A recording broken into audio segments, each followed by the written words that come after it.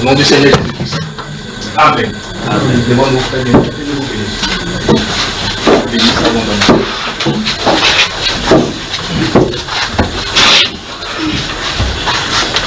Donc, notre foi doit être accompagnée d'une attitude de confiance et d'abandon absolu sur ce que Dieu dit.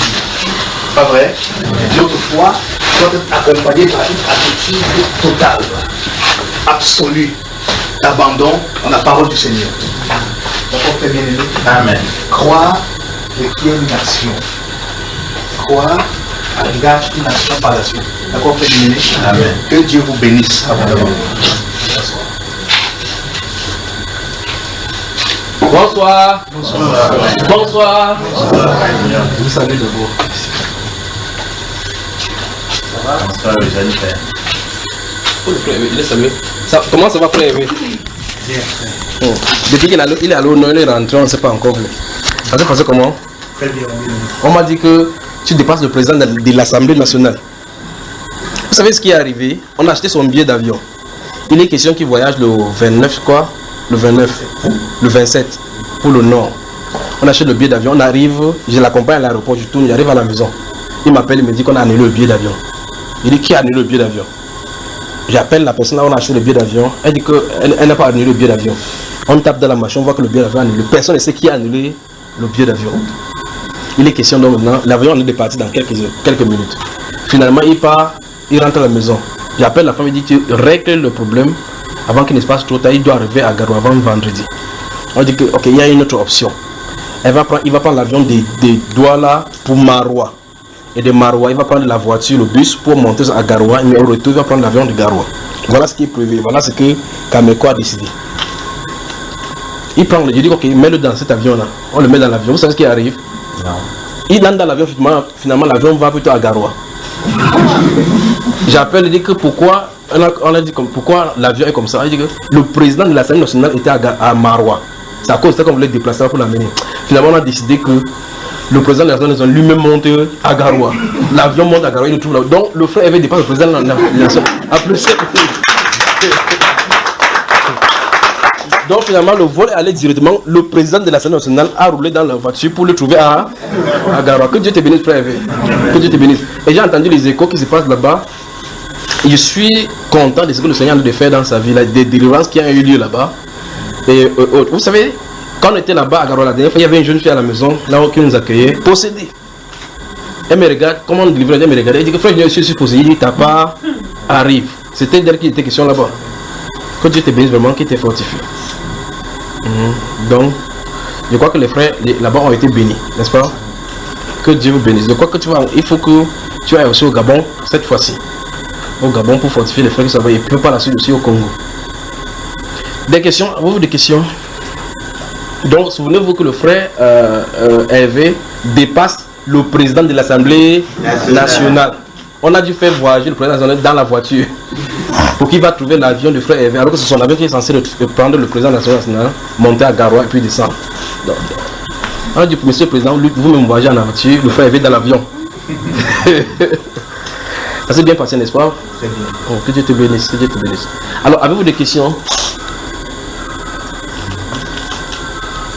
Mercredi, si vous n'avez pas de questions, on entend dans le sujet, on a commencé ce mercredi. Si vous vous souvenez, beaucoup de personnes sont venues ici mercredi, on avait déjà fini, n'est-ce pas? Ou bien d'autres étaient fatigués. Si vous avez des questions, posez.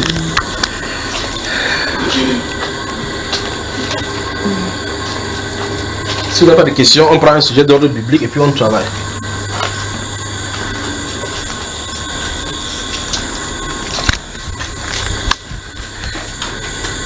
Oui, mon cher, je veux une Bible. Quelqu'un peut me donner une Bible? Non, pas ta Bible. Toi tu vas lire. Il y a des gens qui ont deux Bibles, comme Maman Véro. Oui, pose ta question. Dans 2 Corinthiens, une question de... 2 Corinthiens 6, verset 2 Corinthiens 5, verset 6 à 7. 2 Corinthiens 5. 5. Verset 6 à 7. Oui, c'est bon. Dans ce 2 Corinthiens, une question de... On dit, nous sommes donc toujours pleins de confiance. Et nous savons qu'en demeurant dans ce corps, nous demeurons loin du Seigneur. car nous marchons par la foi et non par la vue. Oui. La question que je voulais poser, c'est comment peut-on dire ici que nous demeurons loin du Seigneur, or que l'Esprit est supposé être dans la personne? Révélez encore ce qui est écrit. Oui. Nous sommes toujours pleins de confiance. Et nous savons qu'en demeurant dans ce corps. Oui. En réalité, tu as lu au verset 6. Le verset 16 à 18 du chapitre 4 est en train d'introduire une notion. Et ça tombe au chapitre 5, où il parle du temple. Lis là-bas, chapitre 5, à partir du verset 1. Tu es dans quel chapitre, frère? 5 verset 6. Tu étais au verset combien? 5. Il dit qu'il va au verset 1. Lis ce qu'il dit. Nous savons en effet que si cette tente où nous habitons sur la terre est détruite, nous avons dans le ciel un édifice qui est l'ouvrage de Dieu. Oui. Une demeure éternelle qui n'a pas été faite de main d'homme. Oui. Et par conséquent, aussi nous gémissons dans cette tente désirant revêtir notre domicile céleste. On dit que notre ici n'est pas permanent. Ceci n'est pas permanent. Et la Bible déclare que nous sommes étrangers sur la terre. Quand tu es étranger, ça te trouve que tu as une maison quelque part qui t'attend. N'est-ce pas, frère? Et donc, comment tu dis que l'apôtre Paul utilise l'expression que nous sommes ici, nous sommes loin du Seigneur? Justement, nous voulons, chacun veut aller. Dans le livre des Philippiens, il dit qu'il est pressé des deux côtés. Il est pressé des deux côtés. Il désire aller auprès du Seigneur. Pour aller auprès du Seigneur. Ça veut dire qu'il veut quitter cette terre, ça veut dire mourir. Il dit ce qui est davantage meilleur.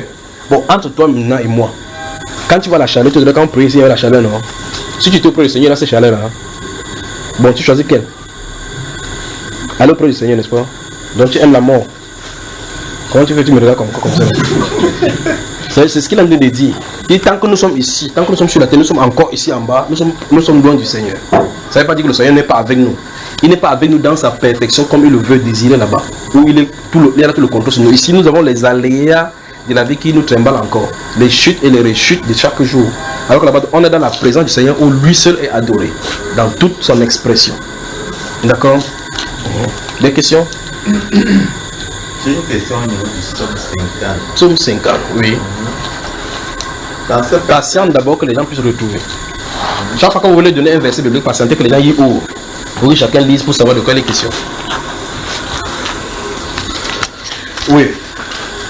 Psaume 50 au niveau du verset. C'est par rapport à retirer son esprit saint. Non. Ok. Par rapport au jugement. Allons-y.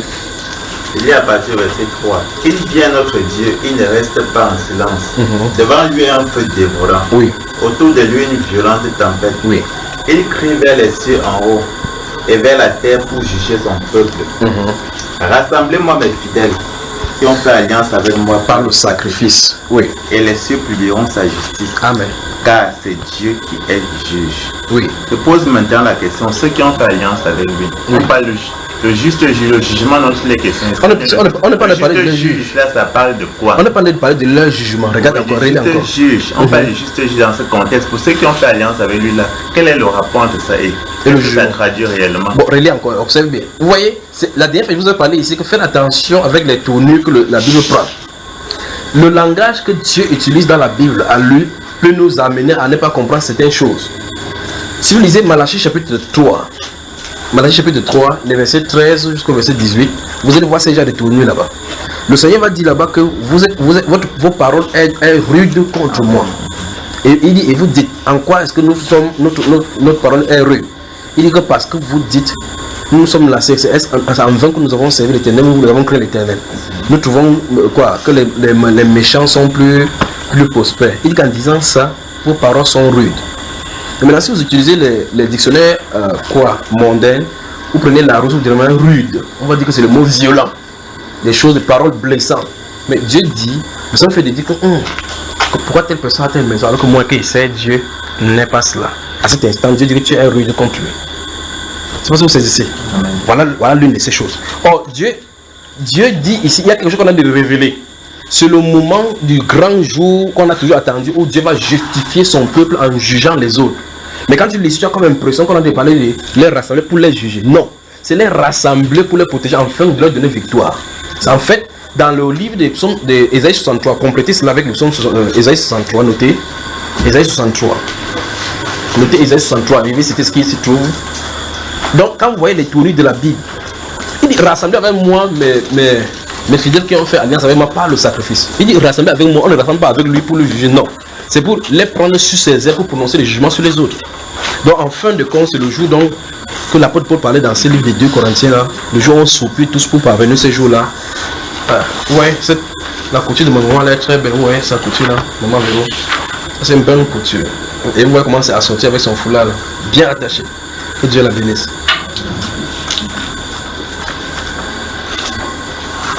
Vous voyez que les femmes ici, vous êtes habitués avec vous s'appelez les foulards là, avec votre façon d'habiller que on dit n'importe quoi maintenant que vous êtes devenus des grands mères, ça ne vous dit plus rien, non? On finit par s'habituer par n'importe quoi sur la terre ici. Donc, Ésaïe 63, vous voyez, il dit qui est celui-là qui vient des bosses là, le vêtement teint de sang, vous vous souvenez, n'est-ce pas? Il dit qu'il y avait un jour de colère était dans son cœur et l'année de ses quoi? De se racheter est venue. C'est le Seigneur, le jour de vengeance. Dans 2 Thessaloniciens chapitre 1, la Bible déclare qu'il est de la justice de Dieu de rendre affliction à ceux qui vous créent affliction et de vous donner l'héritage avec le quoi les sanctifier. Donc il y a le jour où Dieu va proclamer le jugement sur le peuple qui se trouve sur cette terre, c'est qui est en train de mépriser. Chaque insulte qu'on aura fait sur un chrétien à cause du nom de Jésus, ne vous inquiétez pas, ils vont payer. C'est-à-dire que tu es parmi les Alléluia, regarde-moi comment tu es. Ça, ils vont rendre compte. Dans le livre de 1 Pierre, la Bible dit que personne ne souffre parmi vous comme étant malfaiteur ou bien comme Saint-Jean dans les affaires de truc. Mais si quelqu'un souffre comme chrétien, qui n'en est point honte. La Bible va même plus loin en disant que c'est la preuve du juste jugement de Dieu contre eux. Donc ça veut dire qu'en clair, s'il y a n'importe quoi qui arrive en tant que chrétien, ne te défends pas. Si vous vous défendez, vous faites justice vous-même. Enfin, même dans la loi humaine, quand quelqu'un vous tape, vous tapez en retour, vous allez rendre compte de la justice. Mais si vous laissez faire, la justice prend le dessus, vous serez protégé. Mais si vous allez tuer quelqu'un ou bien taper quelqu'un, on dit que vous n'avez pas le droit de vous rendre justice. La justice est là pour cela. Donc, alors maintenant, pour que Dieu puisse te justifier plus tard, il faut qu'on te fasse n'importe quoi, tu ne réagis pas. Pour que ça reste aussi dans le compte de cette personne. Ne vous vengez point, dit la Bible. Ne vous vengez point. D'accord, mon cher frère? Maintenant, rentrons dans ces Jean chapitre, psaume 50.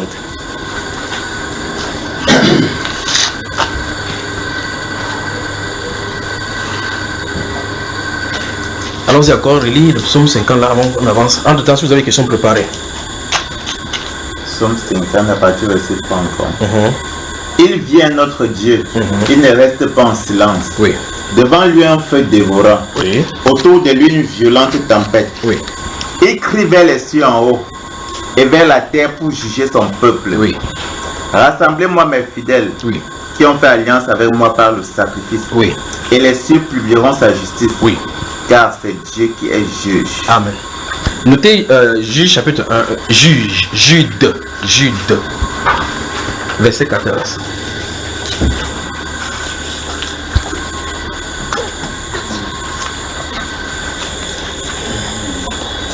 Vous aurez suivi ces paroles-ci, car il nous faut tous comparer devant le tribunal de Christ, afin que chacun reçoive soit le bien ou le mal qu'il aura fait, étant dans son corps.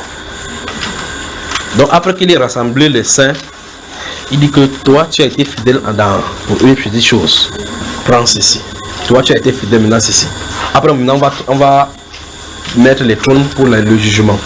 Ceux qui vont s'asseoir d'avoir le pouvoir va dire maintenant que ok, tu vas juger telle personne, tel groupe de personnes à qui tu avais parlé sur la terre. Toi tu vas juger telle personne. Souvenez-vous, si quelqu'un prêche, il quitte la scène et sa voix est à la radio. Vous qui écoutez, vous êtes toujours sur le coup du jugement de cette voix. Souvenez-vous d'elle, d'accord? Des questions? Oui, mon cher. Dans Colossiens 1, à partir du verset 9. Vous entendez là-bas, hein? Je ne sais pas comment il va faire ici. Je crois qu'il va falloir qu'on mette des micros, s'il y avait un haut-parleur à notre côté. Dans Colossiens chapitre 1. Oui. À partir du verset 9. Oui, jusqu'au verset 12. Oui, donc 9 à 12, oui. C'est pour cela que aussi, depuis le jour où nous avons été informés, nous ne cessons de prier Dieu pour vous et de demander que vous soyez remplis de la connaissance de sa volonté en toute sagesse et intelligence spirituelle, pour marcher d'une manière digne du Seigneur et lui être entièrement agréable, portant les fruits en toutes sortes de bonnes œuvres et croissant dans la connaissance de Dieu, fortifié à tous égards par sa puissance glorieuse, en sorte que vous soyez toujours et avec joie, persévérant et patient. La question que je voulais poser, parce que on dit que vous soyez remplis de la connaissance et de sa volonté en toute sagesse et intelligence spirituelle. La question que je voulais poser, c'est, je ne comprends pas très bien de quoi est-ce qu'il est question. Ouvre Éphésiens chapitre 3.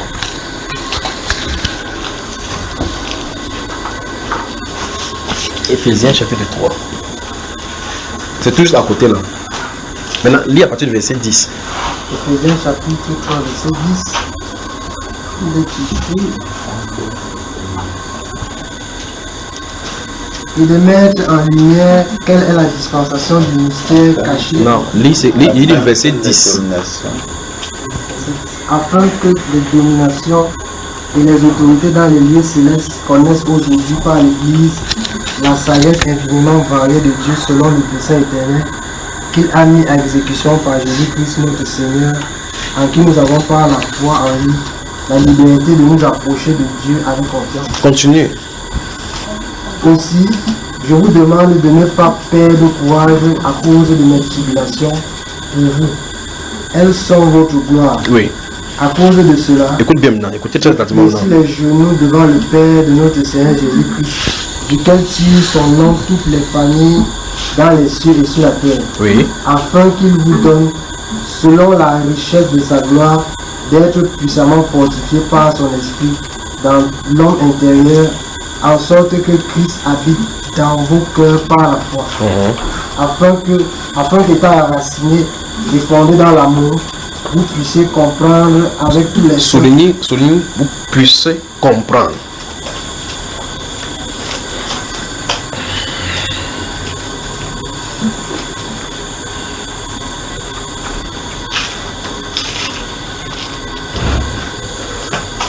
Oui, continue. Vous puissiez comprendre avec tous les saints quelle est la En largeur. tout maintenant avec tous les saints. L'apôtre Paul, comprenant la dimension de ce que le Seigneur Jésus a fait à la croix et le plan éternel que Dieu avait dans son cœur, arrivé ici a commencé à saisir véritablement le plan parfait et l'implication du fait que si on ignorait ce plan. Et donc il dit qu'à cause de cela, lorsqu'il voit ces choses clairement de ce qui est révélé, il dit fléchir de genoux devant le Père duquel tu toute famille ou sa frère. Dans les cieux et sur la terre. Donc, il veut qu'on explique d'abord avant qu'on avance. Comment il y a les familles dans les cieux sur la terre. Il parle de quoi? La Bible nous informe déjà qu'il y a la famille dans les cieux. Quelle famille? Donc voilà, ton grand-père peut-être là-bas, n'est-ce pas? C'est pas vrai. Comme vous avez dit, vous avez qui a la famille au village? Vous avez une famille au village. Donc il y a la famille en ville, famille au village. La ville pour nous c'est le ciel. Le village c'est ici. On a des parents là-bas. Vous avez entendu, celui qui est réuni à ses pères. De toute façon, continuer, c'est même pas le sujet. Maintenant, alors il dit que lorsqu'il voit toutes ces choses, il fléchit le genou devant le Père, duquel tire tous les genoux, les familles dans le nom. Donc les gens qui sont là-bas, on sont du même nom. Donc la famille Tchabdaki au village, c'est la famille Tchabdaki au village ici. Vous voyez cela, n'est-ce pas?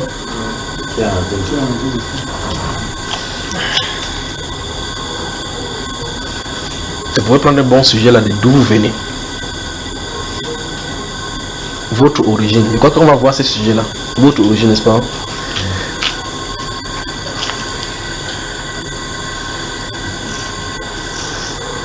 Ok. Donc maintenant, après, il dit que il prie donc devant Dieu pour que Dieu nous donne de comprendre, d'être puissamment armé, pour qu'on puisse comprendre.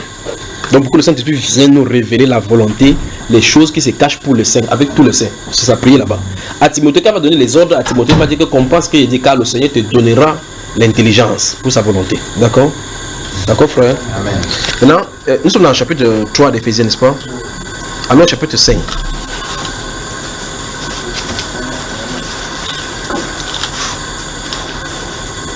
Prends le 15 à suivant.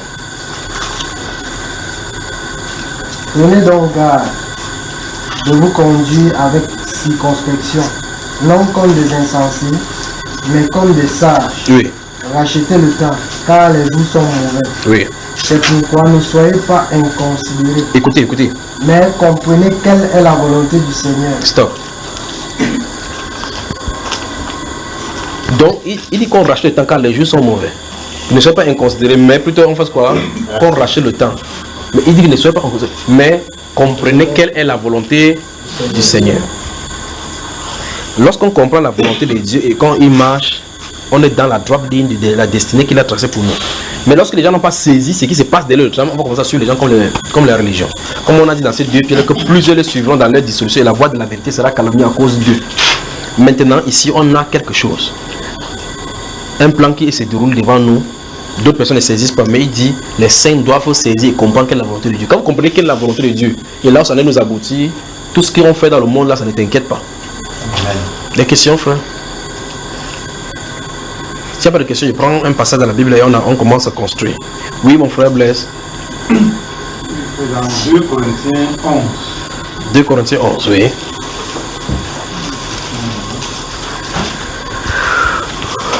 Verset 4. Oui. Là, il est écrit, car si quelqu'un vient vous prêcher un autre Jésus que celui que nous avons prêché, oui. Ou si vous recevez un autre esprit que celui que vous avez reçu, ou un autre évangile que celui que vous avez embrassé, oui. Vous le supportez fort bien. Oui. Ma question est celle-ci, est-ce que quand la Bible parle d'un autre Jésus, oui. Je voulais comprendre ce verset. Si c'est autre Jésus, c'est-à-dire que c'est une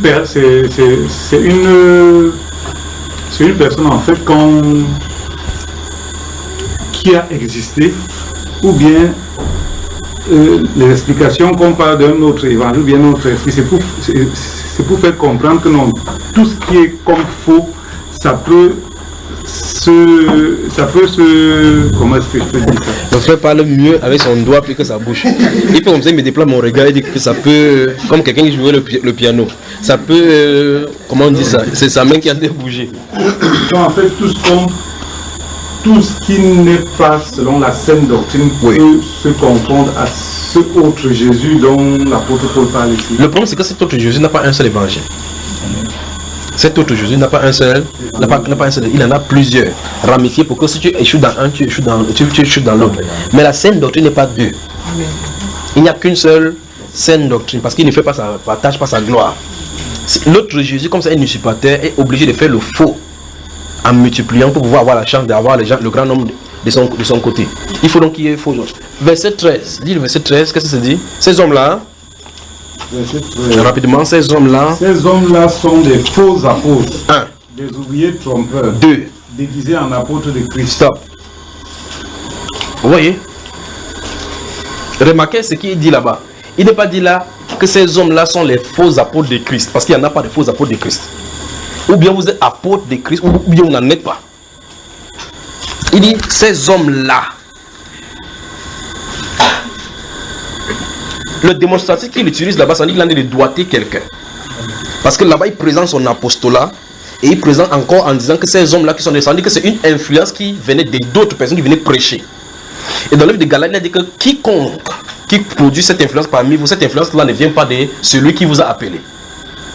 Et donc, quiconque pose cette chose-là parmi vous en paiera le prix, en portera le prix. Ça veut dire que si quelqu'un scandalisait quelqu'un qui a eu la saine doctrine et qui a fait délire quelqu'un, il est fini. Le Seigneur avait dit ça, n'est-ce pas? Maintenant, il dit ici dans un verset 13, il dit ces hommes-là sont des faux apôtres, virgule, des ouvriers trompeurs, déguisés, entourés, déguisés. Je vais vous prendre un bon exemple de déguisement.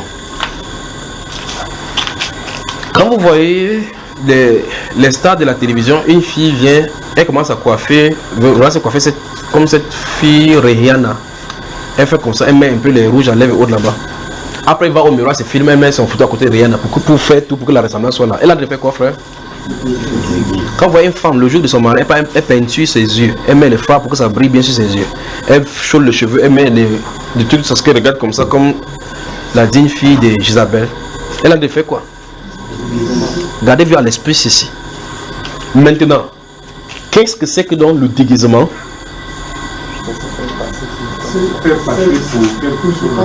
Donc quelqu'un qui a porté un masque. Ça veut dire que ce qui présente, le visage qui présente n'est pas le vrai. Mais ce visage a pour but de tromper. Enfin, on a dit là-bas des ouvriers Les ouvriers trompeurs. Maintenant, regardez-vous le mot. Vous avez vu le mot ouvrier. Quand on dit ouvrier, ça se passe qu'ils sont à l'œuvre. Ils sont dans le même champ d'émission que la commission de nos disciples. Parce que Jésus a dit, la moisson est grande. Mais les ouvriers sont priés dans le maître de la moisson d'envoyer. Non, pas dans la moisson. Encore. C'est ce qui est écrit dans ce livre de Luc chapitre 10. Il dit prier dans le maître de la moisson d'envoyer des ouvriers à sa moisson. Maintenant ici, il est dit que ces gens-ci sont des ouvriers trompeurs. Donc ils œuvrent dans cette même moisson, mais ils sont déguisés parce qu'ils ont porté un masque. Mais le masque, c'est que ça fait au point où ils peuvent tromper les gens. Il va falloir maintenant que nous voyons ce que c'est que les masques des mauvais ouvriers. Notez cela, il faut qu'on voie cela de ces jours ici. Quand vous allez voir ça maintenant, quitte à vous maintenant de vous laisser tromper. La Bible a fait état, c'est-à-dire qu'on a décrit le crayon qu'ils utilisent, le rouge, la couleur qu'ils utilisent. Quand ils portent les faux cheveux qu'ils utilisent, parce que ça c'est le caractéristique des masques. Quand on te déguise, vous voyez un homme qui va passer par l'aéroport, qu'on ne puisse pas le voir. Il dit que la meilleure façon c'est qu'il porte le rouge à lèvres, les sabots. Quand on dit, vous voyez le talon des femmes, et puis les bonjas, comment on veut ça? Les molaires. Soit c'est une basse là-bas, non, ou bien c'est un garçon qui a joué au ballon, le petit goal quand il était petit. Vous voyez que son pied n'est pas raffiné comme pour les femmes. Moi, ce sont déjà les femmes qui ont fréquenté là où il y a les collines, où il faut porter le bois pour monter. Vous voyez que son visage est directement inversement proportionnel à la qualité de ses pieds. On sent que c'est quelqu'un qui s'est déguisé. Et puis vous faites comme ça. C'est l'orange qu'elle avait mis là-bas avec les mousses. Elle s'est déguisée. Donc vous pouvez voir maintenant les techniques qu'on enseigne pour pouvoir démasquer les différentes choses qu'on a déguisées. Ici on dit que ce sont des ouvriers trompeurs. On dit déguisés. Mais la première chose qu'on a dit maintenant qu'il faut qu'on corrige notre langage, c'est que ce sont des faux apôtres. La Bible ne peut pas mettre faux serviteurs de Dieu. Jamais. Nulle part. La Bible ne peut pas mettre faux pasteur de Dieu. Ou de faux hommes de Dieu. Il n'y a pas de faux hommes de Dieu. Il n'y a pas de faux pasteurs de Dieu. Il y a faux pasteurs. Il y a faux prophètes. Il y a faux apôtres. Il y a apôtre de Christ. Et s'il est faux, c'est en vertu du fait qu'il y a le vrai. Et le vrai ne deviendra jamais le faux. C'est ainsi dit la parole. Et le vrai ne deviendra jamais le faux. C'est ainsi dit la parole. Et le faux ne deviendra jamais le vrai. Même si quelqu'un est vrai, il fait les erreurs. Vous pouvez avoir un billet de 10 000 francs dont une partie des chiffres a été coupée. N'est-ce pas, frère? Vous avez un vieux billet de 10 000 et donc vous avez fait par suite d'une manipulation. Vous avez coupé les chiffres, les numéros, c'est ce qu'on va appeler numérotation. Vous passez dans le détecteur des billets, vous détectez les billets, ça présente que c'est un vrai. On ne peut pas prendre ça parce qu'il y a un défaut ici. C'est un vrai billet, mais on ne peut pas prendre parce qu'il y a un défaut. Donc il peut y avoir des serviteurs de Dieu qui ont des erreurs, mais ça ne fait pas de serviteurs. Ils ne seront jamais rejetés. Écoutez bien cela, ils ne seront jamais rejetés devant le Seigneur parce que ces erreurs ont pour but d'enseigner. Je vais aller dans la Bible, je vais vous montrer lorsqu'on va voir ces choses-ci. Donc ces erreurs-là sont différentes du masque. Vous voulez comprendre quelque chose? Écoutez ce que le Père a dit. Regardez, quand cette voix s'est tenue là-bas, il dit, est-ce qu'on peut cueillir la goyave sur le manguier? Répondez. Non. Si vous avez trouvé le façon aujourd'hui qu'on peut cueillir le goyavier sur le manguier, allez dire ça à Jésus-Christ dans Matthieu chapitre 17. Notez Matthieu chapitre 17. On peut pas cueillir le goyavier sur le manguier, n'est-ce pas? Si vous voulez, même si vous faites le greffage, vous savez ce qu'on appelle la greffe en Nantes là, en Nantes. Vous coupez la branche du goyavier. Vous allez graffer ça sur le manguier. Quand ça va finir de se cicatriser, les branches vont se souder. Quand la sève va monter à l'intérieur, quand le sang de l'arbre va monter à l'intérieur des branches, la branche du manguier va produire la mangue, la branche du goyave va produire la goyave. Mais tout en portant la sève du manguier. Ce genre de mangue là, vous allez sucer, vous allez sentir le goyave dedans, ou bien si on a greffé plutôt le goyave, vous allez manger la goyave, vous allez sentir le saveur des mangues parce que ça porte la sémence. La substance de manguier, mais jamais la branche ne produira pas un autre fruit que ce qui lui a été destiné. Parce qu'il n'y a pas de souche. Vous suivez, n'est-ce pas? Et c'est normal. Un chiot peut naître et sa maman meurt. Vous le nourrissez avec le lait des vaches. Un chiot peut avoir perdu sa maman à la naissance. Ou bien même vous appelez même les veaux, vous avez le veau à la maison. Ils naissent, la maman meurt. Il donne de naissance. Donc en mettant bas, la maman meurt. Même la femme enceinte peut téter et faire grandir cela. Mais il suce quoi? Mais s'il veut produire, il va produire quoi? C'est pas parce qu'il a sucé le lait là qu'il va accoucher d'une personne. C'est la loi que Dieu a mise. Parce que la sémence ne se trouve pas dans le lait. Amen. Le sémence se trouve dans le type. Alors dans ce Matthieu chapitre 17, il dit que c'est à leur fruit donc que vous les reconnaîtrez. Donc, si vous prenez la goyave, on ferme les yeux, tu touches la goyave, tu connais la goyave, tu dis ça c'est la goyave. Parce que tu connais ce que la goyave. Si vous allez sur un manguier un jour, vous voyez en bas le papaye. Soit c'est des choses, soit quelqu'un vient manger par ou bien laisser ça manger, parce que ça ne peut pas sortir de cette table là. Parce que la réponse de la question que le Seigneur Jésus a posée là-bas, c'est non. Vous comprenez, frère? Amen. Puis il conclut, c'est donc par leurs fruits que vous les reconnaîtrez. C'est donc à leurs fruits. Il vient à vous en vêtements des... Mais à l'intérieur, ce sont des... N'est-ce pas la même chose que l'apôtre Paul a dit ici? Donc ça veut dire que ils sont masqués. Alors si on est à une heure de grande séduction et qu'on ne connaît pas quel est le masque que les pasteurs ont porté, on a des problèmes. Vous devez découvrir le masque. La Bible a décrit les masques qu'on utilise. De temps en temps, quand vous voyez un pasteur, vérifiez seulement s'il a porté ses vêtements. D'accord, frère? S'il a porté ces vêtements-là, sachez de qui on parle. Oui, il ne suffit pas de porter la Bible comme ça, porter le cordon pour être appelé serviteur du Seigneur. Serviteur du Seigneur, la Bible ne t'identifie pas quelqu'un comme serviteur du Seigneur quand il la porte. Le col pastoral, encore moins, l'éloigne encore. Le col pastoral. Le style d'habit et de franges le met dans une catégorie de malédiction. Vous savez ça, n'est-ce pas, frère? Donc, ce n'est pas cela.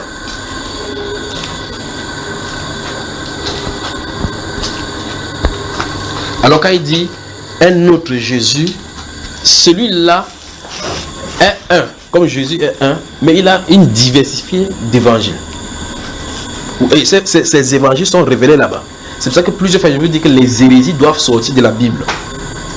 Même Mohammed, avant que quand le démon l'a possédé là-bas au désert, pour qu'il vienne prêcher sa fausse doctrine, il a dû s'appuyer sur la Bible. Il commence à parler de Moïse, des prophètes et autres là-bas que nous croyons au prophète. Il dit, croyons ce qui est descendu envers sur vous avant nous. Il dit comme ça, nous croyons. Demandez à un musulman que tu crois en Jésus, il dit oui, je le reconnais comme prophète. Jésus n'a jamais dit qu'on le reconnaît comme un prophète, c'est pas en cela. Tu reconnais que le président de la République est prophète, que Paul Biya est prophète, ça fait quoi? Il te connaît? Il ne te connaît pas. Que tu ne le reconnaisses pas, il n'est pas quand même président de la République. Ce n'est pas dans les questions. Donc toutes les doctrines, si les sources et veulent à s'appuyer sur la Bible, même au Moyen-Orient, vous allez voir les lois qui les énoncent, ils vont dire que c'est pour cela que le Christ, qui était un grand maître dans l'univers, au niveau du plan astral, a dit que, en prenant les versets dans la Bible, la franc-maçonnerie base beaucoup plus leur enseignement sur le livre des gens, l'amour. Si vous avez côtoyé les francs-maçons, vous allez voir de quoi il est question. Ils vous enseignent le livre des gens comme ça.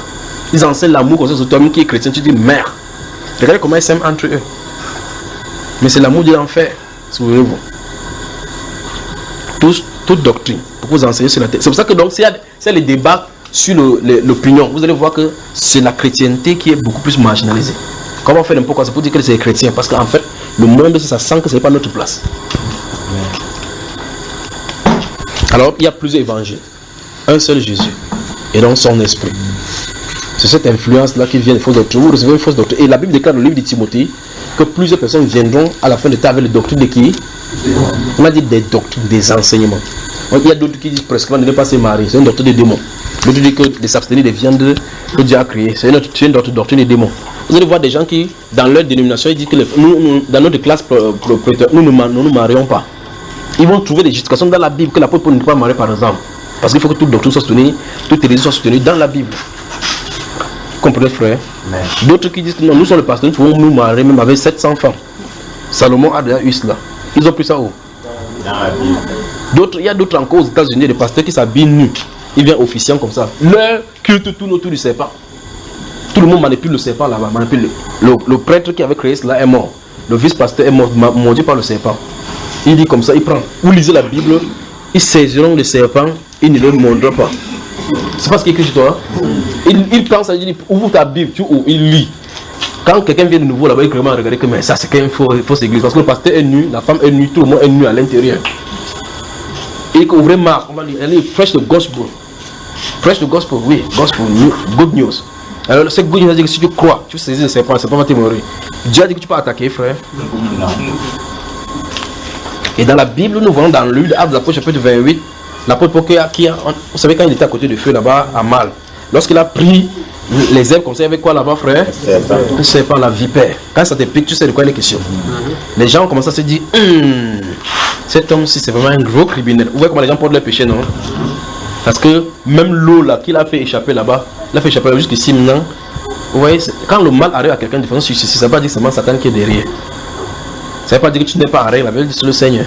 Il a échoué dans les îles, ça a saccagé. Avant cette nuit-là, l'ange est venu lui dire qu'on te donne tous ceux qui sont sur ce bateau, ils sont tous sous ta vie. Non? Il n'est pas comme les chrétiens, qui disent que Seigneur, noie-les. Ils sont tous sortis, il les a préservé la vie. Arrivé là-bas, le serpent était entre ses mains. Il a regardé comme ça le serpent, il a secoué là-bas. On a attendu, la Bible déclare que les gens attendaient qu'il tombe, il gonfle. Personne n'a attendu, ils ont compris quoi? Que c'est un Dieu, parce que si le serpent est mort, tu ne meurs pas, c'est juste un Dieu. Mais ceux-ci passent le temps dans leur dénomination là-bas, ils manipulent le serpent, le pasteur comme ça, il a fait comme ça, ça a mordu son visage. Quand il a mordu le visage, il était là comme ça, il grêtait, la sueur coulait partout. Il croyait toujours que non, je ne serai pas, que s'il boive quelques pouvoirs, il est mort. Prendre un verset biblique sans être autorisé par le Saint-Esprit, tu tentes le Seigneur. Écoutez, prenez la Bible, écoutez bien, on dit que c'est une parole à double tranchant. Cette parole, c'est une épée à double tranchant, c'est épuré, 7 fois épuré. Ça dit 7 fois épuré, frère. Quand vous voyez les gens qui font la chaudronnerie, ou bien blacksmith, comment vous appelez blacksmith en français? Blacksmith, c'est quoi? Blacksmith, ceux qui font le feu, le forgeron, voilà, le forgeron. Quand ils font ces choses-là, ils tapent sur le feu, ils tapent. Ça ne va pas, ils pointent dans le feu. Jusqu'à ce qu'ils tapent pour donner la forme, ils mettent dans le feu. On dit que pour la parole comme ça, c'est 7 fois épuré. Donc c'est nettoyer, nettoyer, nettoyer, nettoyer, nettoyer, nettoyer et nettoyer 7 fois. Donc avant de t'y approcher, il faut savoir de quoi il est question. Vous prenez la parole de Dieu, vous prenez comme si c'était le jeu. Quand ça rentre vers toi, tu vas confirmer que c'est la même parole là. Alors il parle, c'est pas une manipulation. Non, c'est seulement son verset là-bas. Quand Dieu a créé l'homme et la femme, ils étaient comment? Il est nu. Il y a d'autres choses qui marchent avec le verset biblique partout. Quand il est n'importe où, tu vois, Dieu a terminé au moment qu'il a envoyé son fils, je ne repens-toi, tu dis pourquoi tu portes comme ça? Dieu a dit qu'on écrit ça sur les linteaux des portes. C'est toi qui la porte. Vous voyez les problèmes qu'on a. J'avais rencontré un de leurs à l'aéroport, on était assis là le temps d'attendre les gens qui venaient dans l'avion. J'avais ma barre à ce moment-là. Il croyait qu'il était musulman. Il dit que pourquoi tu mets les versets de biblique, c'est comme ça, c'est dans ta Bible, c'est dit, c'est dans Deutéronome. Il a donné un verset qui ça n'a rien à voir. Mais pour pas me dévoiler que c'est pas ça là-bas. Il dit ok, je vais aller cesser. Il va chercher, mon pasteur avait dit que c'est comme ça. Donc on lui a seulement informé qu'il faut seulement porter la Bible. Mais en toile de fond se trouve le commerce. Vous allez chercher loin, vous allez voir que c'est la femme du pasteur, les démonstrations, on achète, qui court cette paille là. Ils ne savent pas qu'ils sont sous l'onction. D'autres encore marchent seulement nus pieds. Tu dis, vous faites quoi? Il dit, quand Dieu s'est approché à Moïse, il a dit, oh toi, les souliers là-bas, le lieu où tu as appelé est saint. Nous sommes à Horeb ici, frère. Là où tu te trouves, c'est à Horeb. Tu marches partout, tu marches pieds nus. D'autres portent seulement le gandoura blanc. Ils portent le blanc partout. Quand ils portent n'importe quel habit, ils lancent le blanc partout. C'est ça, parce qu'il dit que c'est le signe de la pureté. Oui, on a des problèmes. Il marche pieds nus. C'est quelque chose, le pic va dire que non. Il marche comme ça parce que la terre est quoi, frère? Sainte. D'autres portent l'habit, il marche comme j'étais en train de dire, il marche partout, il a les habits sur lui. Que ce soit au travail ou il a les habits. Si on le persécute, il va dire qu'on le persécute à cause du nom de Jésus. Jésus n'a pas dit ça. Jésus n'a pas un habit particulier. C'est dit non, pas. Qu'est-ce qui se passe? Chacun coupe une partie, il s'avance. Des ouvriers trompeurs. Regardez très attentivement que c'est dans la Bible que ça sort. Toutes les fausses doctrines passent de la Bible. Toutes les fausses doctrines. Simon le magicien qui a demandé à Étienne, à l'autre de vendre le nom. Vous connaissez la doctrine qu'il a créée jusqu'à aujourd'hui. Jusqu'aujourd'hui, elle est disciple de Simon le magicien. Vous savez ça? Hein? Des questions avant qu'il parle de maintenant. Donc, un de ceux je viens ici, si vous avez demandé qu'on parle de ces masques, les masques des faux serviteurs. Il n'y a pas dit les marques c'est autre chose. Les masques. Parce qu'on a dit qu'ils sont déguisés. On dit que ce n'est pas étonnant parce que leur maître Satan se déguise en ange de lumière. Il n'est pas donc étonnant que ces serviteurs se déguisent en ministre de justice. Vous avez entendu ça? Hein? Ministre de justice. Minister of righteousness. Alors, ça veut dire qu'ils peuvent prêcher. Ce n'est pas qu'ils ne vont pas prêcher que juste qu'ils n'est pas moi à la croix. Non. Il y a des points des angles. Des points des angles de la doctrine où on ne peut pas franchir. Parce que leur nature leur interdit des franchises là. Leur nature leur interdit des franchises là. Vous avez mon frère? Amen. C'est point de doctrine. À l'instant où vous restez là-bas, vous regardez, vous contemplez l'angle du mur qui change de sens. Vous allez voir que la pierre d'achoppement se trouve là-bas. Là on change de sens. La pierre de l'angle, la pierre de fait se trouve là-bas. Il attend tout bon ouvrier au pied du mur. L'autre dit il a placé les fondations dans les doctrines comme un sage architecte. Et un autre bâti dessus, c'est-à-dire sur les doctrines, les fondations de l'église. Les fondations de l'église sont bâties sur les doctrines de Christ. C'est la saine doctrine. Vous en écartez, votre maison va chambouler. Alors, allez seulement dans la Bible, faites des recherches et regardez qu'est-ce que c'est que la saine doctrine pour que l'apôtre Paul puisse écrire dans 1 Timothée chapitre 6 verset 3 que si quelqu'un enseigne des fausses doctrines sans s'attacher aux saintes paroles de notre Seigneur, premier marque, il est enflé d'orgueil. Vous entendez ça, frère? Il est quoi? Enflé d'orgueil. Des questions posées. S'il n'y a pas de questions, je prends quelque chose et on observe.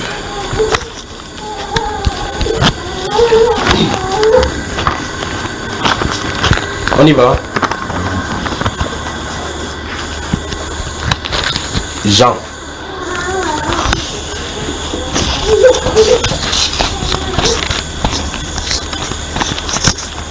Ça chauffe ici chez vous. Quand vous êtes venu nombreux, alors je dis, vous posez les chaleurs. Chapitre 6 des Jean.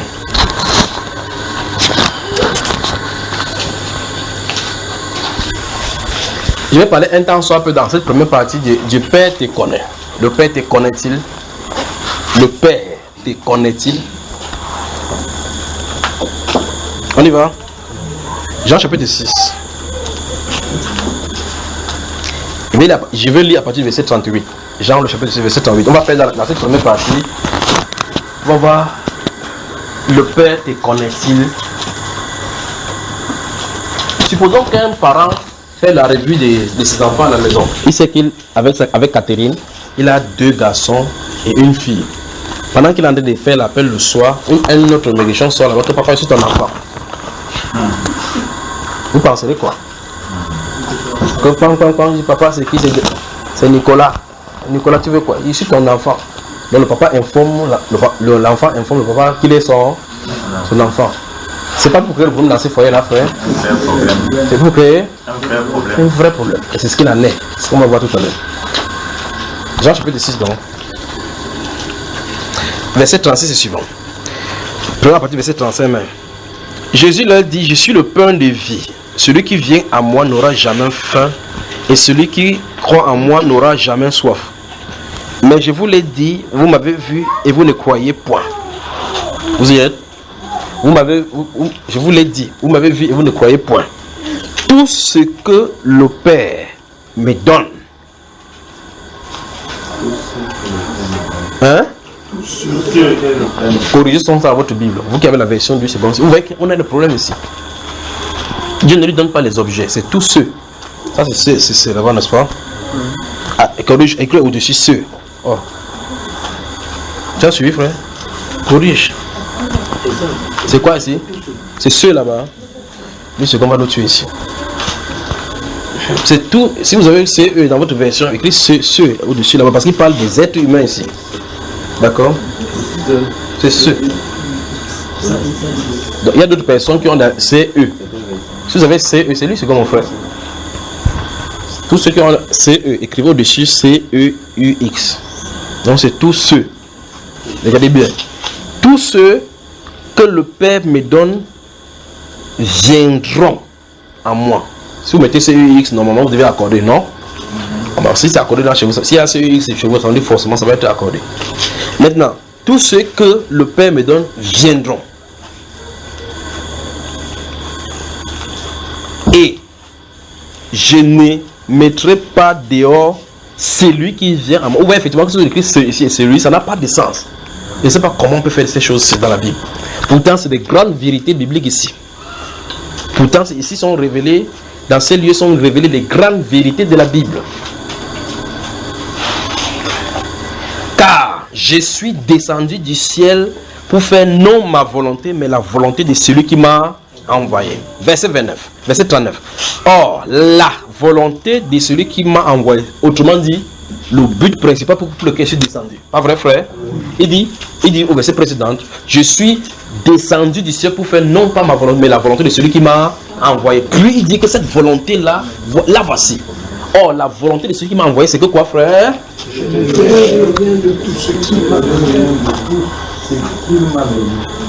Ok. De tout ce qu'il m'a donné. Mais que je leur donne quoi? Maintenant, regardez. D'après ce qui est dit ici, il y a des choses qui sont passées à notre dos, derrière notre dos, sans vous. Il y a des choses, notez Ésaïe 53.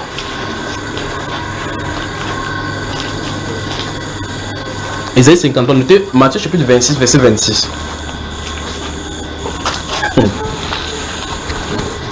Il y a des moments où vous lisez la Bible, soit vous l'aimez ou bien vous déposez calmement de côté, vous allez vaquer à vos occupations. Et vous vous posez la question, pourquoi le Saint-Esprit a voulu que le livre que nous sommes allés lire là soit le dernier livre de la Bible? Parce qu'il a pris du temps pour y révéler la vérité. Parmi tous les écrits de la Bible, c'est le dernier livre qu'on a écrit ici. Donc le dernier livre qu'on a écrit de la Bible n'est pas Apocalypse, c'est celui-ci. Alors, pourquoi le Saint-Esprit a voulu qu'on prenne ces choses au sérieux, on prend du temps, que Jean puisse prendre du temps pour l'écrire? Parce que quand lui était révélé, non seulement la divinité de le Seigneur, la volonté parfaite du Seigneur et la nature des fils. Vous lisez les autres évangiles, ça se passe comme ça. Vous avez noté Isaïe 53, n'est-ce pas? Matthieu chapitre 26, verset 26. Romains chapitre 8. Romains chapitre 8, chapitre 9, 10 et 11. Apocalypse. Apocalypse chapitre 3. Apocalypse chapitre 3, verset 5.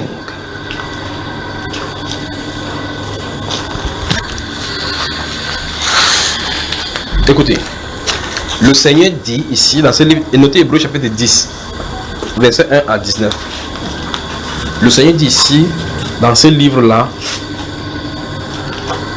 qu'il est descendu, enfin, le pain dont il explique là-bas, il dit que c'est lui qui est le pain. Il est descendu pour donner cette pain-là pour que les gens puissent manger et pour vivre éternellement. N'est-ce pas? Puis il explique qu'en réalité, ce pain n'est pas accessible à tout le monde. Parce que pour que ça donne la vie éternelle, c'est sélectionné. Donc, en clair, d'après la Bible, la vie éternelle n'est pas destinée pour tout le monde. Ni à tout le monde. Plus grave encore, d'après ce qui est dit ici, ceux qui obtiendront la vie éternelle sont connus d'avance. C'est vrai ou c'est pas vrai? C'est vrai, bien aimé. Même si vous dites que c'est pas vrai, vous allez quand même rencontrer ça là-dedans. Il dit plus grave encore, ceux qui sont destinés pour la vie éternelle sont connus d'avance. Ont été sélectionnés d'avance. On a discuté à propos d'eux d'avance. Et on les a élus dans une assemblée solennelle sans leur avis. Ou mieux encore, pour lui tout simplement, pour qu'on puisse pas être choqué, on les a choisis et destinés pour la vie. Et lorsque cette réunion a eu lieu, ne dors pas, parce qu'il ne faut pas quand tu dis que est-ce que je suis sauvé, est-ce que je suis enfant de Dieu. Comprenez ceci. Lorsque le Seigneur quitte du ciel pour venir sur la terre, il avait déjà annoncé par les écrits anciens, par le choix d'Israël, et en rejetant d'autres nations, que le choix souverain dépend de lui. En choisissant Israël. Si vous lisez Malachie chapitre 1, verset 1, il dit que vous m'appelez Père. Ésaü et Jacob ne sont-ils pas frères, mais cependant, j'ai aimé Jacob, j'ai haï Ésaü. Fin de citation. Vous pouvez développer ça maintenant dans Romains chapitre 9. Ou bien essayer de chercher dans la suite des temps, si les archéologues ont dit que Romains 9 là est même vraiment dans la Bible. Vous fuyez ça dans Romains 9, vous allez trouver ça quelque part d'autre, et particulièrement dans Jean 10. Maintenant ici, il est dit dans les écrits qu'avant que le Seigneur ne vienne, il a révélé dans les écrits anciens que le choix souverain, notez Actes chapitre 15. Actes chapitre 15.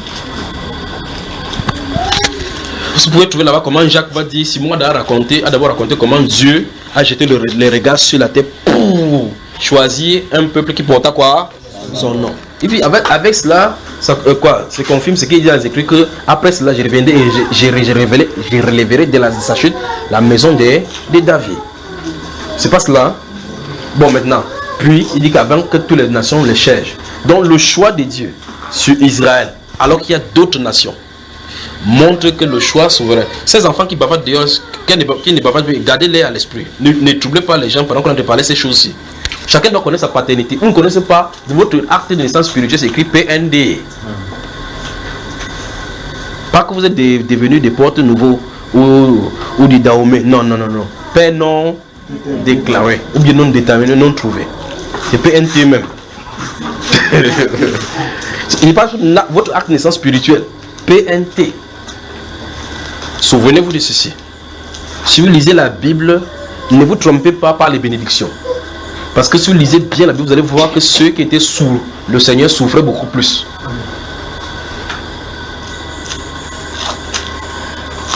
Si vous lisez Hébreux chapitre 11, le verset 8, la Bible déclare que c'est par la foi qu'Abraham, lors de sa vocation, partit, il obéit et partit sans savoir où il allait.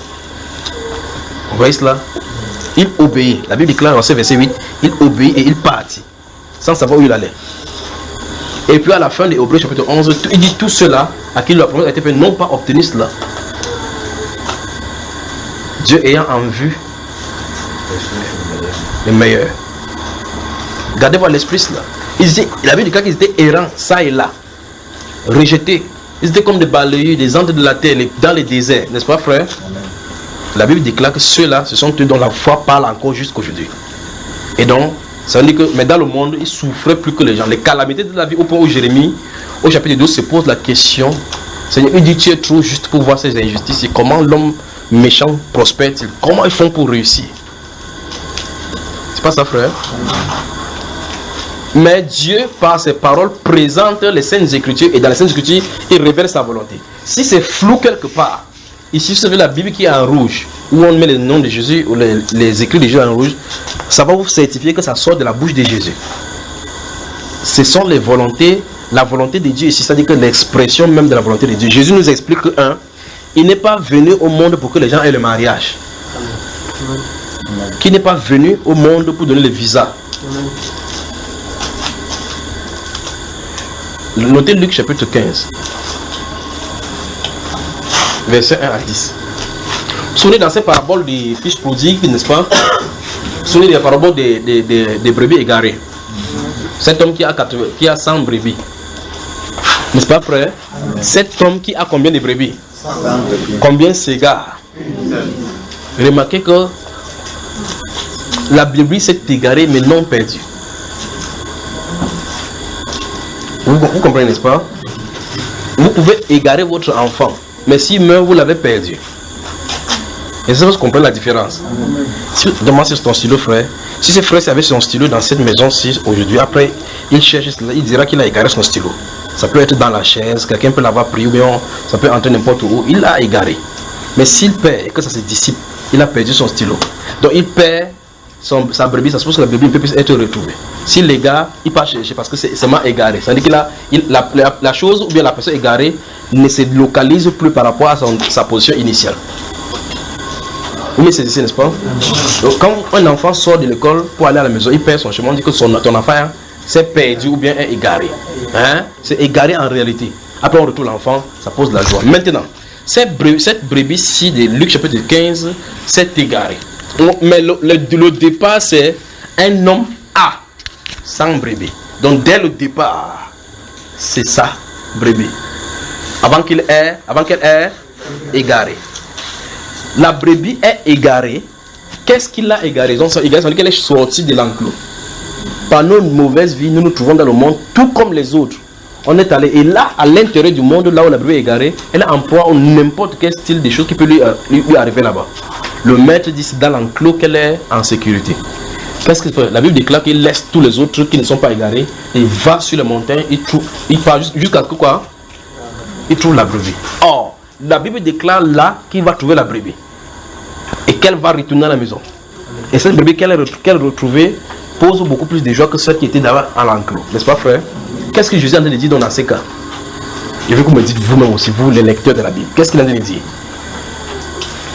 Il est en train de dire qu'il ne perdra aucun de ses brebis. Que ces brebis qui sont sortis vont faire comment? On va les retrouver. Et dans ce cas, vous, dites-moi, vous aussi, avec vos yeux là, comment quelqu'un peut lire ça dans la Bible? Il dit que j'ai vu un enfant de Dieu en enfer.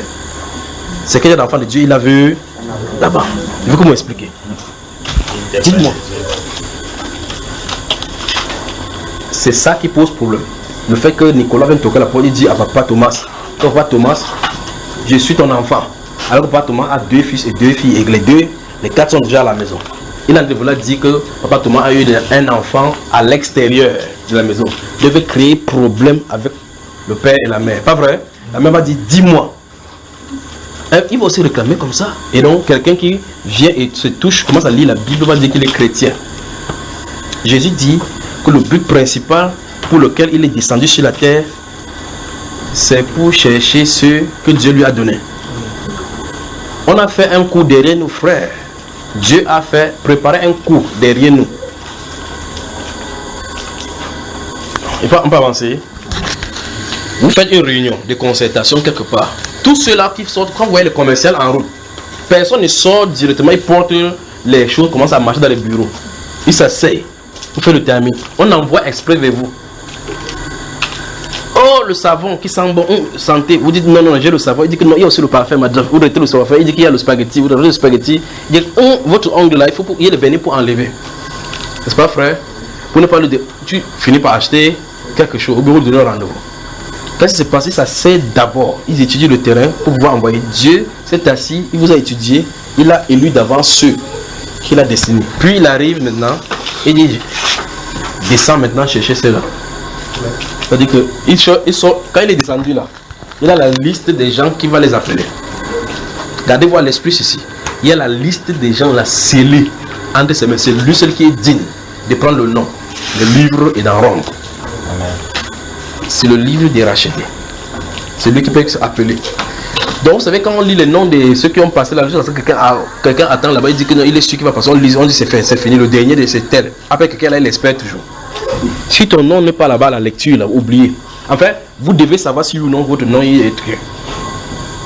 Savez-vous pour savoir, frère? Ok. Alors Jésus dit ici, je suis venu non pour faire, non pas ma volonté, mais la volonté de celui qui m'a envoyé. Et puis il explique au verset 39 que, or, la volonté de celui qui m'a envoyé, c'est que quoi? Jésus a-t-il accompli exactement ce que Dieu a dit? Amen. Comme il est allé à la croix pour la rédemption, il a sauvé et ramené totalement à Dieu tous ceux pour qui il était venu. Vous y croyez? Amen. Maintenant, il a commencé par dire tous ceux que le Père me donne. Alors, il a dit quoi? Que tous ceux que le Père me donne, ils viendront, n'est-ce pas? Ça veut dire que si vous avez été de la liste de ceux que le Père a désignés de toutes les façons, vous viendrez. Maintenant, je vous prie maintenant de rentrer dans votre homme intérieur. Rentrez en arrière quand vous étiez païen. C'est-à-dire quand vous étiez dans la boue. Observez la façon dont vous êtes venu à lui. Observez. Réfléchissez-y. Pour d'autres, vous êtes passé par les anciens d'église. Avant de cela, vous étiez petits, des choses ont amené. Chaque personne a son histoire. Chaque personne a son histoire parce que les lieux égarés ne sont pas identiques. D'autres sont dans les montagnes, d'autres sont dans les vallées. D'autres c'est dans la boue, d'autres c'est dans l'eau chaude, frère. D'autres c'est en plein désert, ils regardent dans toutes les directions, ils voient le ciel partout. Chacun a son nom, mais la voie finit par l'amener à la maison. Vous y êtes? Alors la question c'est, le Père donc qui envoie les gens vers Jésus, ou mieux, qui a envoyé les gens vers Jésus, te connaît-il? C'est la question. C'est-à-dire que le Père te connaît-il? Que veut dire se connaître? Dieu connaît toutes choses sur la terre. N'est-ce pas, frère? Amen. Il connaît chaque chose dans le moindre détail. La Bible déclare qu'il n'a pas besoin de regarder l'homme longtemps pour entrer en contestation avec lui. Ou mieux, pour savoir ce qu'il va penser ou ce qu'il va faire. C'est ce que la Bible vient de dire. Mais à Moïse dit quelque chose dans lui. Si vous lisez Exode chapitre 32. Si vous lisez bien Exode chapitre 32 et Exode chapitre 33, lorsqu'il y a la confrontation avec la statuette d'or, Moïse dit, tu me dis que tu me connais. Vous avez lu ça, frère? Amen. Tu me dis que tu ne me connais pas mon nom, mais tu ne me révèles pas celui avec qui il est parti. Fais-moi voir ta gloire. Moïse dit, donc Dieu a dit à Moïse que Moïse, écoutez bien vous-même la conversation des hommes spirituels. Moïse, je ne te connais pas ton nom. Frère, vous me dites ce que ça veut dire au juste dans notre langage mortel. Qu'est-ce que vous voulez dire? Qu'est-ce que Dieu veut dire? Allons d'abord lire. Parle mais regardez comme si c'était. C'est moi qui écris votre version biblique. Ne mettez pas ne fermez pas Jean chapitre 6. Comment? Vous êtes fatigué, frère? Qui est fatigué? Il y a d'autres personnes qui ne veulent pas parler. Ah, une fatiguée. Oui. Bon, le frère, on arrête comme ça. Patani, on arrête. Patani ne veut pas dire que c'est... Comment? J'arrête ou bien je fais comment? On continue. Bon, qui veut qu'on continue? C'est comme ça que le vote s'est passé avant qu'on a fait des gens sur la terre. Qui veut qu'on continue? Bon, on va continuer de toute façon. Qui veut pas qu'on continue? De toute façon, on ne va pas continuer. Bon, regarde, lisons seulement le passage des Exodes et puis on part. Il va vous dire quelque chose. Mais gardez-vous ceci à l'esprit. Vous devez vraiment prendre du temps dans votre champ pour mesurer ce que ceci implique. Non seulement ça, et méditer véritablement sur ce qui est dit, le contenu. Ça veut dire, frère, si le plus lointain que ta pensée puisse aller. Vous savez, aujourd'hui, temps de conduire et puis j'ai fait une mauvaise réflexion. Vous savez, il y a de ces choses qui viennent dans votre esprit, vous savez, et puis je tape ma tête comme ça pour ne plus jamais réfléchir comme ça. J'essaie de rentrer, jusqu'à 4000 ans en arrière. Je suis remonté, je suis en train de conduire là, en causant avec eux. Mais je suis là dans la réflexion. Il dit, mais, vous savez d'où c'est venu? Non. Parce que mon fils a dit que, papa, la main de Dieu est en fer, il peut casser tout, non? Ça m'a permis de réfléchir sur les yeux de Dieu. Vous savez, on dit, Dieu, le ciel ne peut plus le contenir. Et s'il a fait notre œil, il a un œil. Imaginez l'œil de Dieu d'être comment? C'est un gros œil ou quoi? Vous savez, des chats de réflexion comme ça, comment ça y aller? S'il a une tête, il n'a pas vraiment une grosse tête, puisque bien, disons ici, frère. Et vous savez où ça nous amène? Ça nous amène à dire que cette tête-là, qu'on ne peut pas saisir, avant qu'il ne pense que la lumière soit, que le luminaire soit là, il te connaissait comme fils. Pensez-y. C'est-à-dire, il savait qu'on serait ici, il serait ici devant en train de parler. Et il a prédestiné toutes ces choses-là. Pensez-y. Et pensez aux conséquences que cela implique. Cela implique que tu le veuilles ou pas, tu ne peux pas le fuir. Amen. Et que ce qu'il a résolu sur toi, c'est ça qui arrivera. N'est-ce pas, Job a dit, il dit que si pas au nord, il est où pas haut. Si fuit en bas, il sera haut. Jonas nous a montré l'exemple, non? Ah, si je dis que vous avez dit que j'arrête, c'est ça que j'aurais dû parler. Alors là, ce livre des Exodes là, vous y êtes? C'est qui je sais. Allons, ouvrez Exode chapitre 33 là rapidement. Donc dans le chapitre 32, les gens vont faire le veau d'or et puis le Seigneur va me faire montrer Moïse. Ils ont eu des contestations là-bas. Dieu va parler au verset 33 du chapitre 32. Que c'est tous ceux qui ont péché contre lui qui va effacer le nom dans le livre de vie. D'accord? Alors chapitre 33 rapidement. Verset 12 et suivant. Du chapitre 33 de Exode.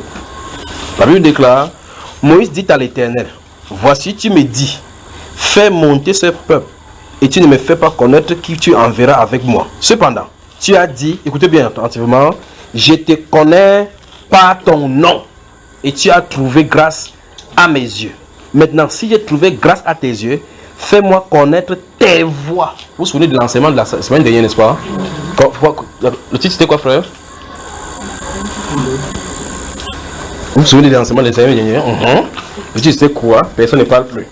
Que Dieu vous bénisse. Bon, maintenant, il dit maintenant, si j'ai trouvé grâce à tes yeux, fais-moi connaître tes voies. Alors je te connaîtrai.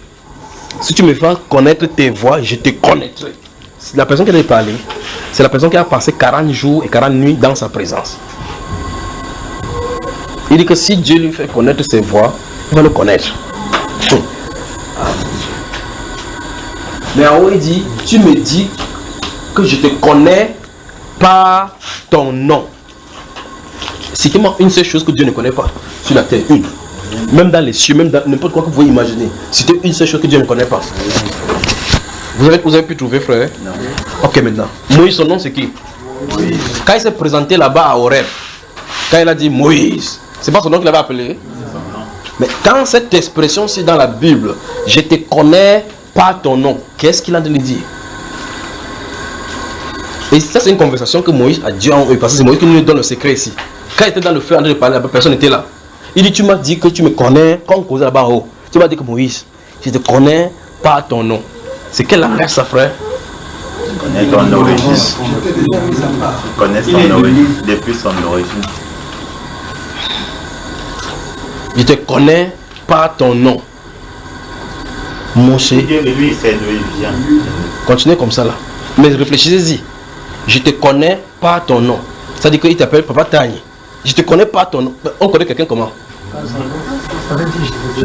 Tu changes de nom aujourd'hui, il connaît. Hein? Alors, le Père te connaît-il? C'est le titre de l'enseignement. Le Père te connaît-il? Il y a des gens, vous pouvez aller dans une administration, vous allez devant les administrations souvent à Yaoundé, vous trouvez des gens qui sont dehors, bien avec la veste. Ils sont le matin. Tu crois qu'ils partent au travail, il est devant l'administration. Tu viens, tu dis, je signe quel dossier? Tu veux qui? Il dit, donne-moi ton dossier, il est là en veste. Il part, si tu donnes 500, il part signer. Mais si tu pars toi dans l'optique d'aller signer là-bas à l'intérieur, les gens te malassent là-bas, tu comprends qu'il faut passer par ceux-là, par ceux qui sont dehors. Mais pourtant, ils ne sont rien. Maintenant, quelqu'un va rester ici à Douala. Il dit, je connais le président de la République. N'est-ce pas, frère? Tu vas devoir le président de la République. Tu connais telle personne? Il dit, j'ai jamais entendu parler. N'est-ce pas, mes frères? D'autres personnes, mais un homme qui ne connaît même pas.